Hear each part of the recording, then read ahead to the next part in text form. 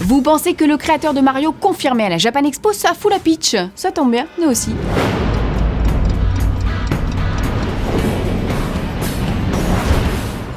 Je sais pas vous, mais moi quand j'ai découvert Jurassic Park, j'avais 7 ans. Je m'en souviens comme si c'était hier, notamment d'une scène avec le verre d'eau qui tremble.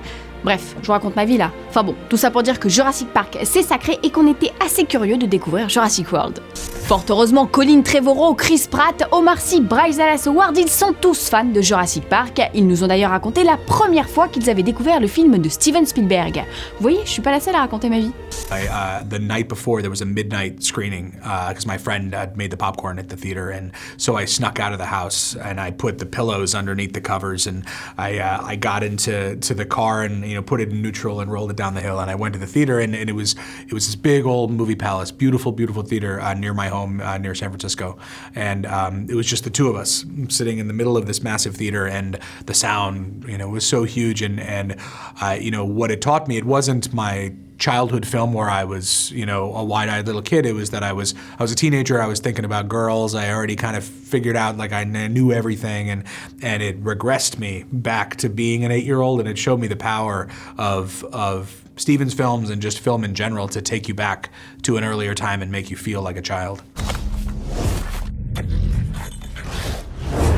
I was 13. I was in a little town called Marysville, Washington. I was on a date with a girl named Jessie Caro. My parents were sitting behind us, and I was just captivated, swept up in this frenzy of science and imagination. It was unforgettable to me.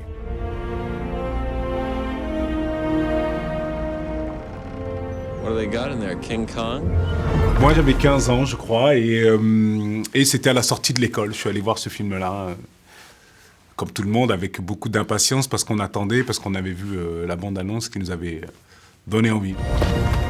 Dinosaurs and man, two species separated by 65 million years of evolution.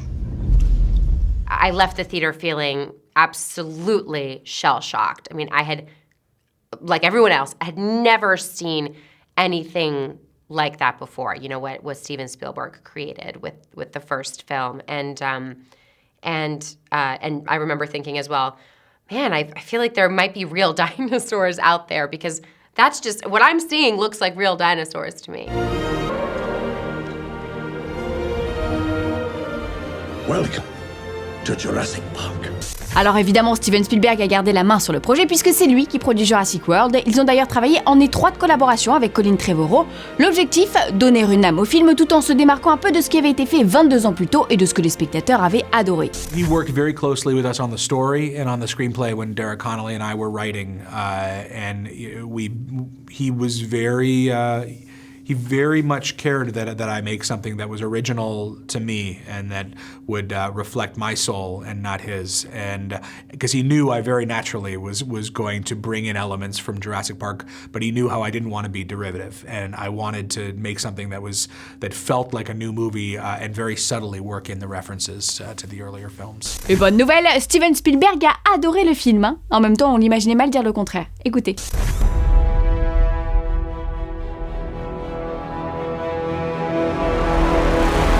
Jurassic World is a breathtaking adventure.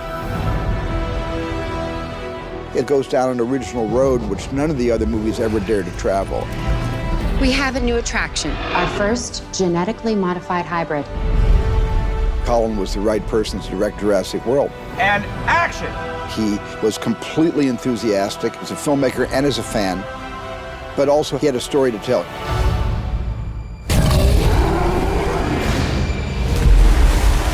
Ce qui est sûr, c'est qu'en 2015, le cinéma rejoue ses classiques. Entre Mad Max, Jurassic World, Terminator, Star Wars, pourquoi, après tant d'années, les fanboys reviennent aux sources? Eh bien, début d'explication avec Chris et Colin. Bah oui, on s'appelle par nos petits noms maintenant. These movies are a huge undertaking, financially. It costs a ton of money to make this movie. Someone has to put that money up and risk that money to make a movie like this. Now, each one of the stories you mentioned, Terminator, Mad Max, Star Wars, and our movie Jurassic World, they're actually original stories. They're original stories with new characters, and they're playing and trading on a brand or a far-reaching name. But that's the reason they do that is because they're risking losing between $150 and $200 million if an idea doesn't work. we're not rebooting any of these. We're not just like doing a scene-by-scene remake of any of them. We're actually making original stories and telling new, captivating original stories. La direction a estimé que des mélanges génétiques boosteraient l'effet waouh. Ce sont des dinos, effet waouh déjà garanti. My opinion, and this is just my opinion, but I feel like we have realized all at the same time that there are certain stories that were so special and so indelible that they are as valuable to us as fables and myths and fairy tales, and I think that we assumed that there would be new stories that would capture the imagination in the same way, but there haven't been, and they're very rare if they are. And so we have such respect for these stories that we've decided we need to keep telling these stories to new generations, and that may just happen. We may have these stories with us long after you and I are gone. Chaque fois que nous dévoilons une nouvelle attraction, la fréquentation augmente. Promis Colline, on continuera d'en parler encore et encore. En attendant, rendez-vous dans les salles mercredi pour découvrir tout ça. Omar, Chris, un dernier petit conseil pour entraîner son Raptor? The advice I'd give you is, be very careful. They're dangerous animals. They're predators. They're pack predators, but they're problem solvers.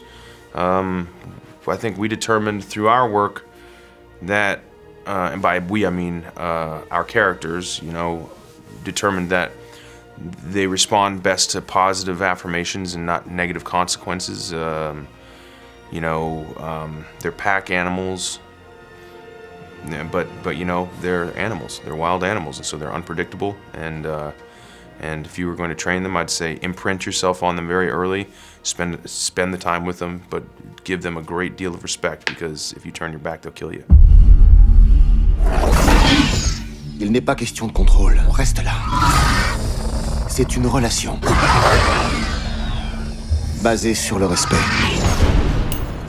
Aussi terrifiante que les figurines Hasbro, Dino Hero Mashers et Dino Rugisseurs, voici les news en bref. Si à peu près tout le monde revient dans Civil War, un personnage clé de l'univers Marvel est aux abonnés absent. Dans une interview accordée au site Collider, Samuel L. Jackson a avoué qu'il ne savait pas pourquoi, mais qu'il n'était a priori pas au casting de Captain America 3. Plus étonnant encore, le personnage de Maria Hill, joué par Kobe Smulders, n'a pas non plus été annoncé au casting, alors qu'elle a une importance capitale dans le comics et que le Shield est omniprésent dans la guerre civile contre les super-héros récalcitrants. Mais pas la peine de vous mettre en furie tout de suite, car Nick est en train de négocier une extension de son contrat avec le studio, alors on croise les doigts. Grâce au nouveau jeu Lego Dimension, Simpson, Doctor Who, Ghostbusters, Jurassic World ou Scooby-Doo intègrent l'univers des Lego. Le jeu vous propose de construire et reconstruire des objets jusqu'à 3 fois sur votre console, avec en prime des notices à l'écran. Comme quand vous ouvrez une boîte de Lego et que vous devez construire le contenu de la boîte pour jouer, ça laisse place à l'imagination pour détruire et fabriquer, et ça se rapproche encore un peu plus de l'expérience de jeu réel que du jeu vidéo. En résumé, le jeu prend une autre dimension. Tout est dit. Aujourd'hui dans le courrier des Fanzoniens, on répond à Momo Imzuren qui nous demande des nouvelles d'Aquaman. Eh bien, le roi d'Atlantis a trouvé son réalisateur et c'est James Wan qui prend les rênes. Alors James Wan, on ne vous refait pas son CV, mais pour vous donner une idée, c'est Monsieur Conjuring ou Monsieur Fast and Furious 7. Cela fait un moment qu'il était donné favori pour le poste, mais il a quand même réussi à surnager face à la concurrence. Surnager, Aquaman.